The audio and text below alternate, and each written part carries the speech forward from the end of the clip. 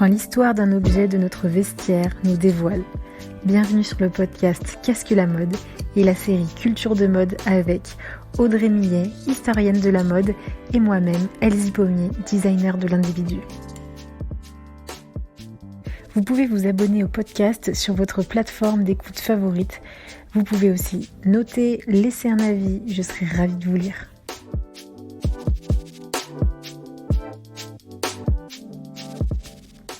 Quand on pense vêtements de sport, l'objectif est performance. Ce n'était pas le seul résultat obtenu par ce premier vêtement de sport, devenu un basique dans le vestiaire quotidien masculin. Du président des États-Unis aux classes populaires en passant par les skinheads, il possède à lui seul cette particularité esthétique qui démontre un statut, le polo. Habillé habilleur, bonne écoute.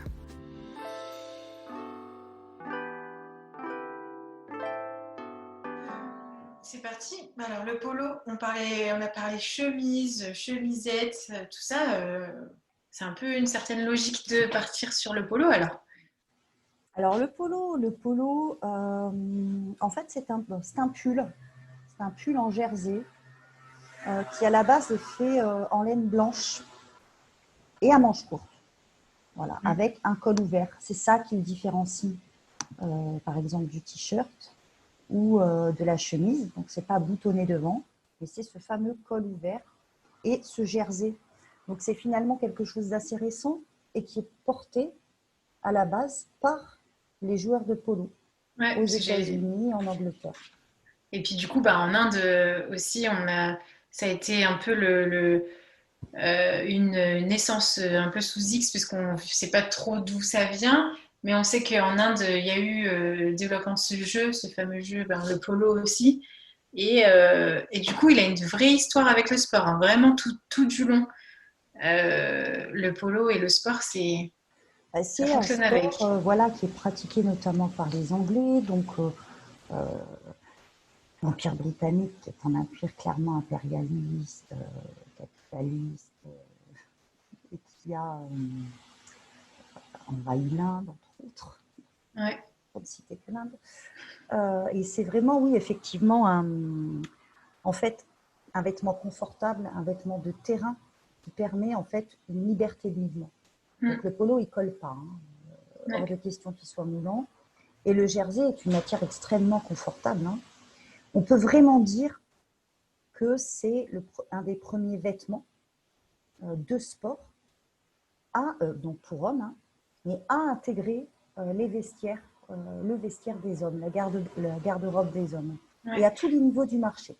Bah oui, parce que jusque-là, c'était vraiment la chemise qui était le vêtement, mais la chemise, c'est un tissage, c'est une toile, donc c'est absolument pas d'aisance. Donc comment jouer au polo et ensuite aux autres sports, c'est grâce à une certaine élasticité. Donc tu parlais de jersey, donc c'est un tricot en fait, c'est un tricotage qui fait qu'on gagne en aisance aux épaules. Ça suit tout le mouvement, quoi. Voilà. Alors, en revanche, avant le développement du jersey, on a quand même des formes de polo, voilà pour le sport, mais en cachemire, même et en soie mélangée avec de la laine. Donc c'est proche du corps, mais la laine et le cachemire, c'est absorbant. Donc ça absorbe la sueur du corps. Donc ça sert à ça. Et ensuite, ça s'est développé autour des années 1920, donc sur la Côte d'Azur et à Palm Beach. Donc c'est vacances de riches, quoi. Polo, c'est un sport d'aristocrates, de riches, et donc la forme du polo en fait relève de catégories sociales supérieures. Ouais, c'est pas n'importe qui joue au polo. Après, il y a eu le cricket. Ensuite, il y a eu le rugby. Mais en fait, en même temps, c'est aussi parce qu'il y avait en même temps le vêtement du sport qui se développait aussi à cette époque-là, début du 20e, tu disais. Et Mais le polo, c'est pas juste fonctionnel, c'est aussi, il y a du style. Au-delà du pratique, on amène du style dans le sport, en fait. Ah bah toujours pour se différencier des classes Exactement, et populaires, donc c'est qui, pour ça voilà, que voilà, ça reste un produit très, qui enfin, elle à ce pour moment-là la font classe. du foot, alors c'est-à-dire du soccer, hein, Ouais. avec le ballon rond, et de la boxe. Mm, mm, Ou alors des sports ne nécessitant, en fait, limitant l'achat de matériel. mm. Ouais. C'est-à-dire la course aussi, bien entendu, la marche, Mm. euh, et ensuite le vélo. Ouais. Parce Donc, que il faut se différencier des pauvres. c'est ça, toujours. Parce que de nouveau, après, il y a eu tu parlais de début 20e, c'est surtout sur les terrains de tennis que ça a eu sa vitrine, en fait. Le tennis, c'est un peu, elle relève aussi du sport des classes supérieures. Bah ouais, Donc ouais, là, c'est c'est un ça. sport individuel. Ensuite, à l'époque, il fallait s'acheter une raquette Ouais, et beaucoup et, de matériel. un terrain particulier. Ouais, c'est ça. Mais ça a été sa vitrine, parce que j'avais lu un peu l'histoire de. On connaît tous. On connaît Lacoste, mais avec Jean-René Lacoste, Mm. ça a été, on parlait dans un épisode, un des tout premiers épisodes, cette notion de d'égérie, Voilà. une bonne manufacture et un bon produit. Bah là, on a eu Jean-René Lacoste qui était tennisman, qui a développé ensuite Mm. avec un entrepreneur la manufacture en fait Mm. du Alors, premier modèle. voilà. Alors, Lacoste voit l'intérêt du polo lorsque le polo, donc à la fin des années 20, Mm. vraiment 1930, on va dire, commence à adopter des couleurs vives. Donc là, il se dit formidable, ça a vraiment intégré le vestiaire de tous les jours, Masculin. Ouais. quotidien. Il y a quelque chose à faire. Et à ce moment-là, donc il était tennisman, hein, René Lacoste, il va dessiner des polos donc pour le golf et pour le tennis. Donc les deux. Pour le golf, De nouveau, hein. c'est pas du soccer, on est d'accord. C'est sûr. Et il va associer un logo qui est issu de son surnom Ouais. sur les cours, donc le crocodile.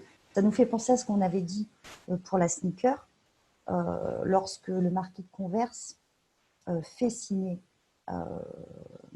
donc, un La athlète. chaussure. Ouais, la Voilà, maquette. l'athlète, ça y est, l'athlète Mm, superstar. Ensuite, on a un formidable développement avec Michael Jordan, hein, mais Ouais, ouais. l'athlète superstar qui associe son succès et sa réussite à un produit de fait, évidemment, puisqu'il est associé, voué à vous faire réussir et à Ouais. développer votre succès. Donc, en fait, il voulait prévenir les imitations. Hein. La marque, c'est ça. Hein. Mettre un logo, c'est comme la marque que les producteurs de textiles Mm. vont poser, donc qui s'appelle une marque, mais par exemple un seau, ou qui est également posé par les menuisiers sur les meubles, sur les textiles d'Ancien Régime, donc au XVIIIe siècle. Et là, ce marquage, ce n'est plus l'État qui va dire tu peux mettre la marque parce que ton textile est bien 100% coton, il correspond aux normes, il fait bien 60 cm de large, mais la marque devient en fait, est issue d'une action privée. Il y a une privatisation et une personnalisation du polo. Ouais. Et aujourd'hui, pour tout le monde, le Tout le monde a sa polo, marque. c'est Lacoste. Hein. Ouais. Ouais, il y a eu Lacoste, et ensuite, ben, justement, euh, Eden Park, Fred Perry. Ah, Fred Et, Perry, oui. et puis, en fait, ce que je trouvais ça intéressant, avant que Fred Perry arrive, il y a eu, ben, dans les années 50, tu disais que Il était affilié aussi au sport de golf et il a été porté par le président Dwight Eisenhower Ouais. et ça a fait une explosion en fait après aux Mais en fait, États-Unis. c'est trop marrant parce que, bon, le bourgeois, il n'y a plus d'aristo, hein, on va dire. Ouais. Le bourgeois, en portant son polo, montre qu'il part en vacances, qu'il a en fait la possibilité d'avoir des loisirs. Donc là, on revient toujours sur l'ouvrage de Veblen, la classe de loisirs. Elle est là dans le polo. Elle est clairement là. Donc, je disais qu'on le retrouvait sur la Côte d'Azur et à Palm Beach, mais on le trouve également, donc, petit à petit, dans tout. Il intéresse. Il intéresse par son confort, parce que c'est quand même un super vêtement confortable. On va le retrouver très rapidement comme une pièce unisexe, symbole d'égalité porté par toutes les classes sociales. Et un journaliste va dire que le polo est le communiste de la Riviera. C'est-à-dire que l'association entre communisme et Riviera. Qu'est-ce qu'il a voulu dire derrière ça? C'est assez C'est intense quand même. c'est le confort, c'est-à-dire que vous ne portez pas votre chemise à manches longues et votre col blanc à ce moment donné, et que ça montre que vous êtes plus pour des vêtements unisexes, d'égalité entre les classes sociales. Bon, évidemment, si tu as un crocodile sur ton polo, tu es classe sociale comme tout le monde de très loin. Hein, et encore, même du trottoir d'en face, on t'a repéré. Mais, en fait, il devient populaire et dans les années 70-80, on assiste au développement du sport, donc années 50-60, développement du sport à l'école, ce genre de choses. Oui, il faut et puis il faut un corps athlétique, dynamique. Ouais. Alors le polo, parce que le polo, par exemple, fait des épaules. C'est pas un t-shirt. C'est ça. La finition du polo, notamment par rapport au t-shirt. Un t-shirt a besoin d'un ourlet sur un même tissu. Oui. Le polo, c'est une pièce supplémentaire, cette finition. Donc déjà, c'est quand même une pièce qui est plus compliquée à faire. Je ne vous parle pas du col, hein, qui de toute façon, qui est le col du polo, c'est un baiser à la chemise, voilà, du col blanc. Mais là, du coup, les joueurs de foot, qui commencent à être de plus en plus connus, adoptent ce polo, et également les b-boys. Donc dans le hip-hop, donc à la fin des années 70 et 80. C'est une manière pour ces classes populaires, le joueur de foot fait partie de la classe populaire. Ouais. C'est une manière pour ces classes populaires, et on voit hein, le foot qui n'était pas le rugby, qui n'était pas le polo, qui n'était pas le golf, adopter les codes en fait d'une pseudo-aristocratie du vêtement sportif. Ah ouais. Donc, en 20 ans, il est passé du président des États-Unis, même plusieurs, parce qu'il y a eu aussi John Kennedy. Mais je voyais Kennedy, ouais. Mais Kennedy, il avait besoin de ce. Alors, pour Kennedy, c'est un vrai discours politique, le polo. Ouais. C'est oui, je suis comme vous. Jackie a dû lui dire ça te rend plus cool et il te faut aussi le vote des Noirs. Je suis un peu cynique, mais un peu historienne quand même. Ensuite, c'est aussi le moment de loisir en famille, avec toute la famille Kennedy, tonton, tati, les frères, les sœurs et les petits. Donc là, c'est vraiment l'appropriation d'un discours. Un président en vacances, aujourd'hui, il adopte le polo. Genre, en fait, il n'est pas obligé d'adopter le t-shirt. Il le fait, hein, quand Sarkozy courait, il le faisait. Il n'est pas obligé, parce qu'il garde un pied dans sa classe sociale grâce au col, mais il met un pied un peu chez les autres. Ouais. Et c'est cet entre-deux vraiment assez intéressant où on a le très fonctionnel dans le polo et en même temps cette esthétique Enfin voilà, tu disais que oui, ça tombe bien sur les épaules, il y a un port de tête qui reste présent, mais il vient pas enfermer parce que c'est pas amidonné comme la chemise. Ça montre une certaine dynamique puisque les manches sont courtes, on montre les bras, les matières se développent. Il y a énormément d'innovation textile maintenant aussi, d'ailleurs, sur les derniers. Mais le polo, c'est vraiment une pièce qui est ultra intéressante, hein, parce qu'elle offre le confort d'un t-shirt, mais elle offre en fait une tenue, notamment, c'est toujours ce col. Hein, les vêtements sans col, ça a quand même beaucoup moins de tenue. Hein. Je me rappelle, on se rappelle tous, hein, de Cantona qui amidonne son col de maillot de foot, quoi. Ah ouais.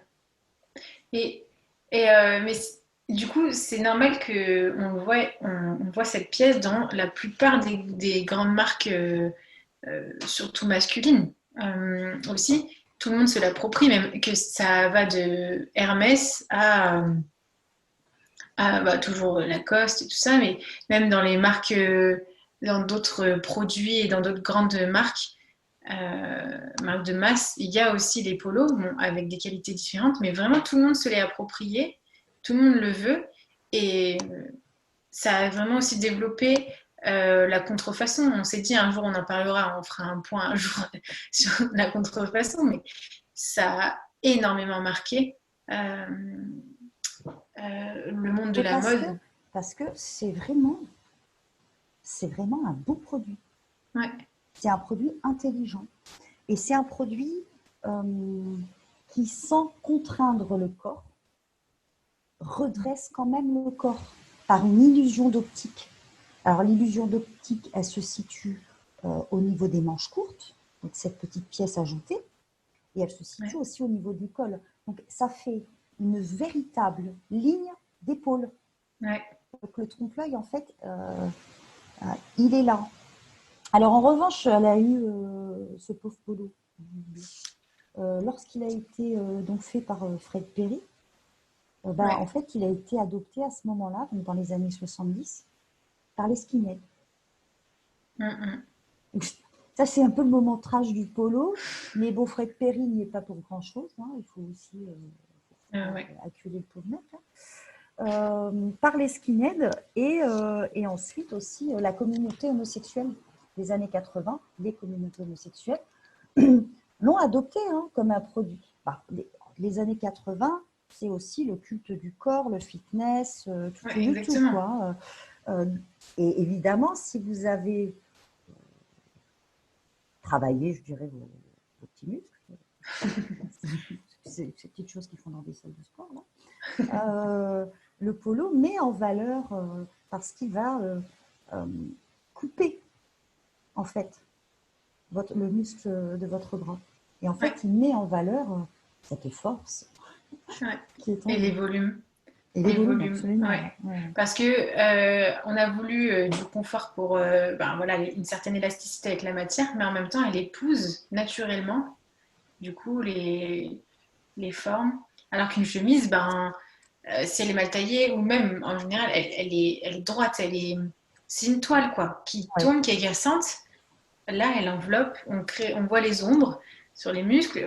Souvent aussi, la manche, chez l'homme, ça tombe juste au-dessus. Alors, je ne connais pas les noms des muscles, mais ça tombe juste sur la ligne du muscle. En fait, là, on se voit, nous, avec la caméra, mais et du coup, ça fait ressortir vraiment la musculature même du bras, les pecs, tout ça. Enfin bref, c'est très...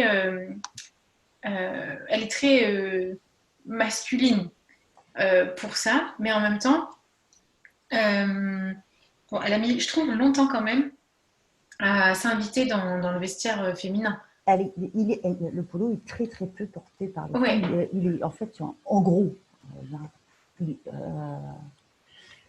est dans le sport. Mais le polo féminin, il n'est pas très saillant. Parce que, en fait, il est cette manche qui s'arrête au milieu du bras pour montrer les volumes. Ça correspond à un bras masculin. C'est sûr. Donc là, c'est pas à la base. Alors, on peut effectivement plus serrer la taille, plus cintré. Mais c'est pas une coupe qui est destinée à un corps féminin, je vais dire moyen, quoi. Ouais. Ouais. Standardisé. Bah, d'ailleurs, ça a été complexe, je sais, pour les marques de. Bah, on va pas les redire, mais pour les marques pour développer leur gamme de polos féminins. Bah, ça s'y prête pas. Enfin, Mhm. faut bien le dire. Enfin, pour l'instant, personne nous a démontré que ça s'y prêtait vraiment, quoi. Ouais. Lacoste, hein, a été le premier à. Et puis ça se trouve dans les sports pour les femmes. Ensuite, Ralph Lauren bat vraiment son empire sur sa version du polo, hein. Alors en Oui. fait, c'est cette chemise piquée, voilà, qui est véritablement piquée. Donc avec ce logo, 2 joueurs de polo. Donc là, ascendance directe, hein, Ouais. et qui en fait donne encore plus que le crocodile un statut privilégié aux porteurs, aux consommateurs. Parce que dans les années 80, si tu as de l'argent, si de temps en temps tu veux dire bon, c'est cool, aujourd'hui je ne fais pas grand chose, tu mets ton petit pantalon à pince, ta ceinture, parce qu'on est des brutes, hein, et tu mets ton polo. Ouais. Et puis tu vas faire un petit tour d'équitation dans la province. Oui, Il y a oui, ça aussi. de manière humble, hein, et modeste. Oui, voilà, toujours. Mais en fait, c'est quand même s'il y a des polos de toutes sortes, alors maintenant il y a des slogans dessus. Là, voilà, ça c'est plus prolétaire comme Ouais. manière de porter le polo. Et je Bah, dis prolétaire dans un sens, attention, classe sociale et positive, oui, oui, quoi, oui. pas Mais là, négative. c'est le t-shirt qui influence le polo, mais c'est ces dernières années. Alors que le polo en soi, normalement, il reste une certaine élégance, une prestance où la marque est juste une broderie, pardon, sur la poitrine Alors, gauche. c'est la discrétion, je dirais, Voilà, du monogramme du c'est polo, ça. voilà, qui n'est pas un sac à main monogrammé. Alors là, pour le coup, on parlait de marquage, mais monogrammé de tout partout. Clairement, le polo est encore destiné à un segment plus exclusif, hein, du marché que les autres pièces. Il est coupé plus long et plus étroit aux États-Unis et en Angleterre que la version française, D'accord. qui est plus large et plus courte. Et c'est un classique, c'est un culte en fait. Je veux dire, c'est la petite robe noire. Oui, c'est ça. C'est la petite robe noire des Et hommes, du vestiaire masculin. le classique culte parmi les plus riches et les personnes soucieuses de l'étiquette. Parce qu'il y a ces moments de loisirs, il y a des moments consacrés au polo. Tu vas pas au bureau en polo. Voilà ce qu'on se dit. C'est ça.